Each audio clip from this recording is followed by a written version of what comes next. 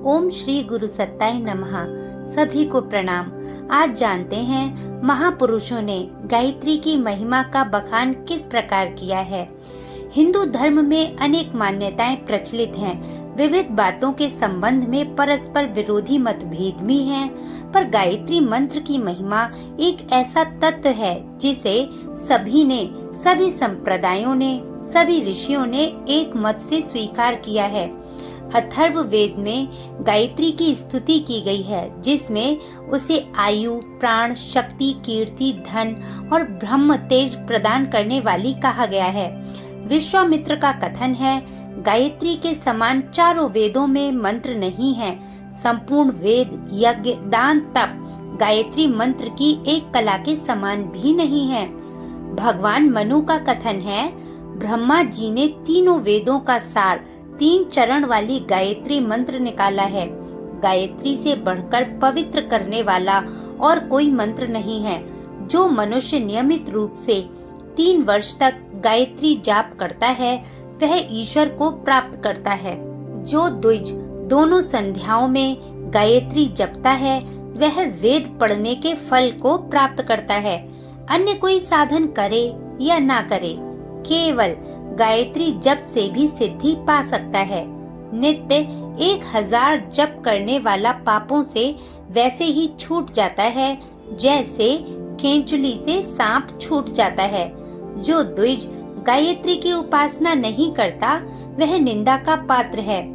योगी राज याज्ञवल्क्य कहते हैं, गायत्री और समस्त वेदों को तराजू में तौला गया। एक ओर 6 अंगों समेत वेद और दूसरी ओर गायत्री, तो गायत्री का पलड़ा भारी रहा।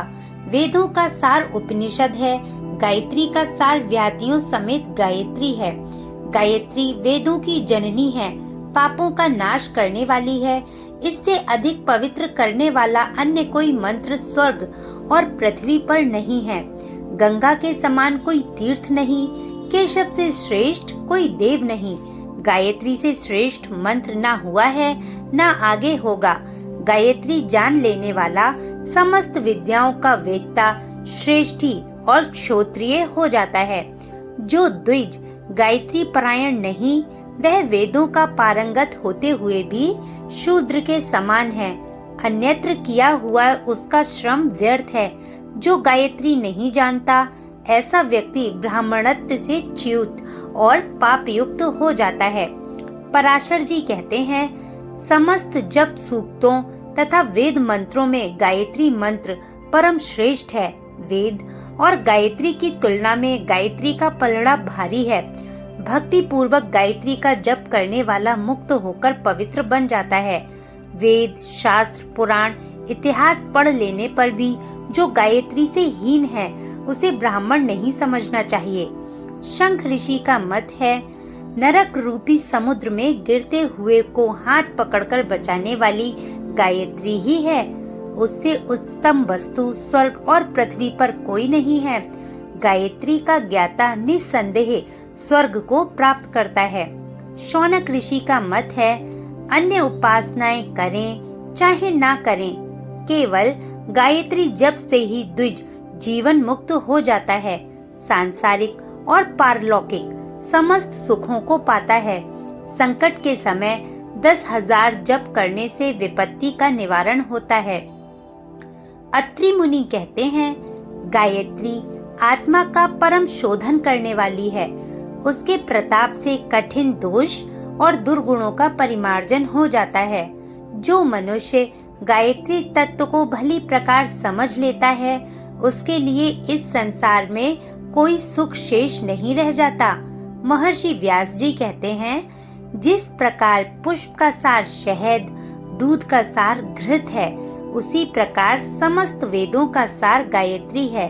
सिद्ध की हुई गायत्री कामधेनु के समान है। गंगा शरीर के पापों को निर्मल करती है। गायत्री रूपी ब्रह्म गंगा से आत्मा पवित्र होती है। जो गायत्री छोड़कर अन्य उपासनाएं करता है, वह पकवान छोड़कर भिक्षा मांगने वाले के समान मूर्ख है। काम में सफलता तथा तप की वृद्धि के लिए गायत्री से श्रेष्ठ और कुछ नहीं। भारद्वाज ऋषि कहते हैं, ब्रह्मा आदि देवता भी गायत्री का जप करते हैं। वह ब्रह्म साक्षात्कार कराने वाली है। अनुचित काम करने वालों के दुर्गुण गायत्री के कारण छूट जाते हैं। गायत्री से रहित व्यक्ति शूद्र से भी अपवित्र है।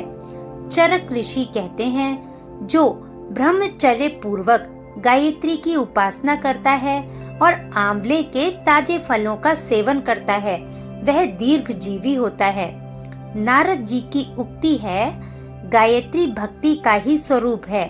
जहाँ भक्ति रूपी गायत्री है, वहाँ श्री नारायण निवास होने में कोई संदेह नहीं करना चाहिए। अर्थात वहाँ भगवान श्री नारायण का निवास होता ही है।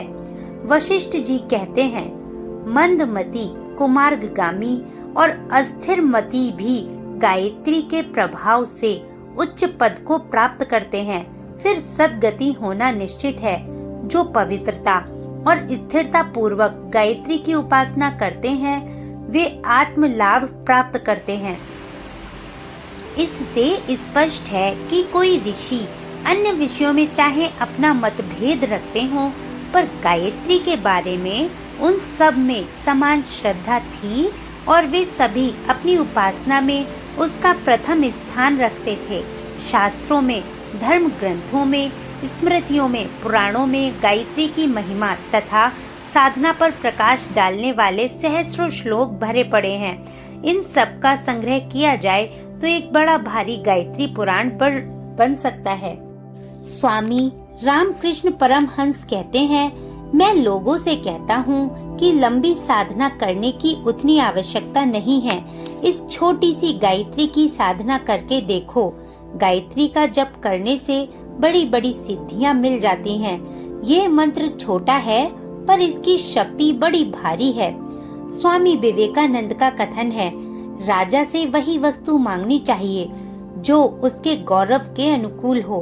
परमात्मा से मांगने योग्य वस्तु सद्बुद्धि है। जिस पर परमात्मा प्रसन्न होते हैं, उसे सद्बुद्धि प्रदान करते हैं। सद्बुद्धि से सत मार्ग पर प्रगति होती है और सत कर्म से सब प्रकार के सुख मिलते हैं। जो सत की ओर बढ़ रहा है, उसे किसी प्रकार के सुख की कमी नहीं रहती। गायत्री सद्बुद्धि का मंत्र है, इसलिए उसे मंत्रों का मुकुटमणि कहा गया है। जगत गुरु शंकराचार्य का कथन है, गायत्री की महिमा का वर्णन करना मनुष्य की सामर्थ्य के बाहर है। बुद्धि का होना इतना बड़ा कार्य है जिसकी क्षमता संसार के और किसी काम से नहीं हो सकती। आत्म प्राप्ति करने की दिव्य दृष्टि जिस बुद्धि से प्राप्त होती है, उसकी प्रेरणा गायत्री द्वारा होती है। गायत्री आदि मंत्र है। उसका अवतार दुरितों को नष्ट करने और रित के अभिवर्धन के लिए हुआ है। स्वामी राम तीर्थ ने कहा है, राम को प्राप्त करना सबसे बड़ा काम है। गायत्री का अभिप्राय बुद्धि को काम रुचि से हटाकर राम रुचि में लगा देना है।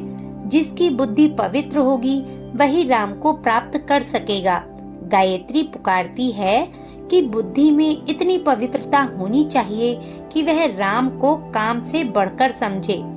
महर्षि रमण का उपदेश है, योग विद्या के अंतर्गत मंत्र विद्या बड़ी प्रबल है।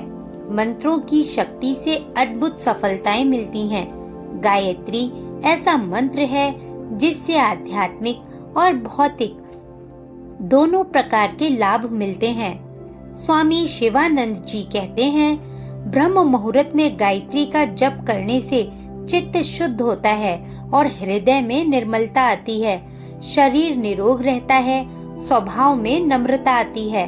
बुद्धि सूक्ष्म होने से दूरदर्शिता बढ़ती है और स्मरण शक्ति का विकास होता है।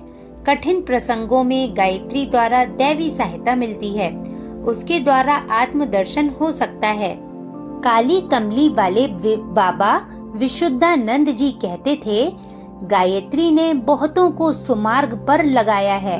कुमार्गगामी मनुष्य की पहले तो गायत्री की ओर रुचि ही नहीं होती। यदि ईश्वर कृपा से हो जाए तो फिर वह कुमार्गगामी नहीं रहता। गायत्री जिसके हृदय में निवास करती है, उसका मन ईश्वर की ओर जाता है।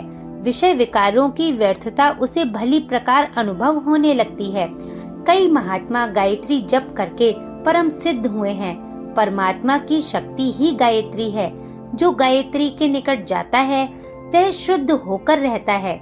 आत्म कल्याण के लिए मन की शुद्धि आवश्यक है। मन की शुद्धि के लिए गायत्री मंत्र अद्भुत है। ईश्वर प्राप्ति के लिए गायत्री जप को प्रथम सीढ़ी समझना चाहिए। श्री स्वामी करपात्री जी का कथन है, जो गायत्री के अधिकारी हैं उन्हें नित्य नियमित रूप से जप करना चाहिए। द्विजों के लिए गायत्री का जप अत्यंत आवश्यक धर्म कृत्य है। गीता धर्म के विख्याता श्री स्वामी विद्यानंद कहते हैं, गायत्री बुद्धि को पवित्र करती है। बुद्धि की पवित्रता से बढ़कर जीवन में दूसरा लाभ नहीं है। इसलिए गायत्री एक बहुत बड़े लाभ की जननी है।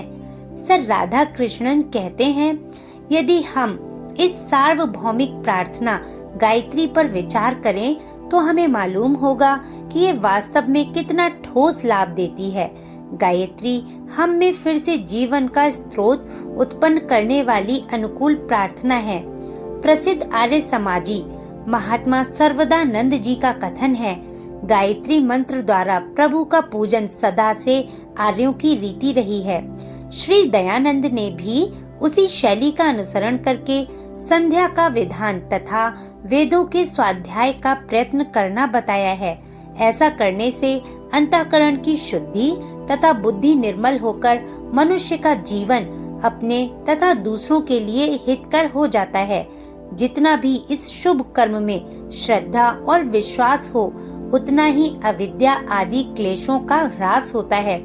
जो जिज्ञासु गायत्री मंत्र का प्रेम और नियम पूर्वक उच्चारण करते हैं, उनके लिए ये संसार सागर से तरने की नाव और आत्म प्राप्ति की सड़क है।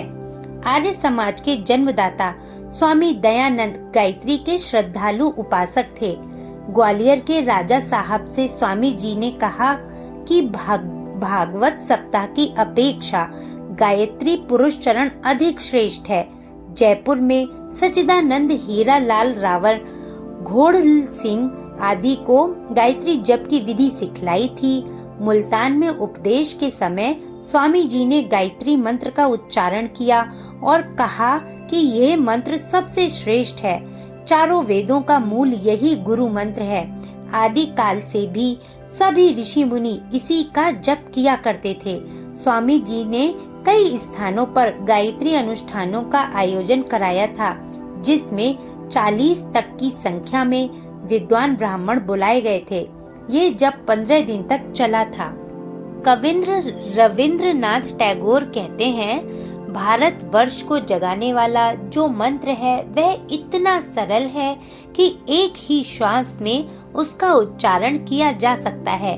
वह है गायत्री मंत्र। इस पुनीत मंत्र का अभ्यास करने में किसी प्रकार के तार्किक ऊहापोह, किसी प्रकार के मतभेद अथवा किसी प्रकार के बखेड़े की गुंजाइश नहीं है। योगी अरविंद ने कई जगह गायत्री जप करने का निर्देश किया है। उन्होंने बताया है कि गायत्री में ऐसी शक्ति सन्निहित है जो महत्वपूर्ण कार्य कर सकती है। उन्होंने कईयों को साधना के तौर पर गायत्री का जप बताया है।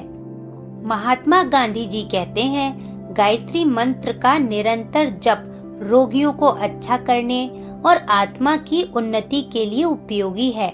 गायत्री का स्थिर चित्त और शांत हृदय से किया हुआ जप आपत्ति काल में संकटों को दूर करने का प्रभाव रखता है।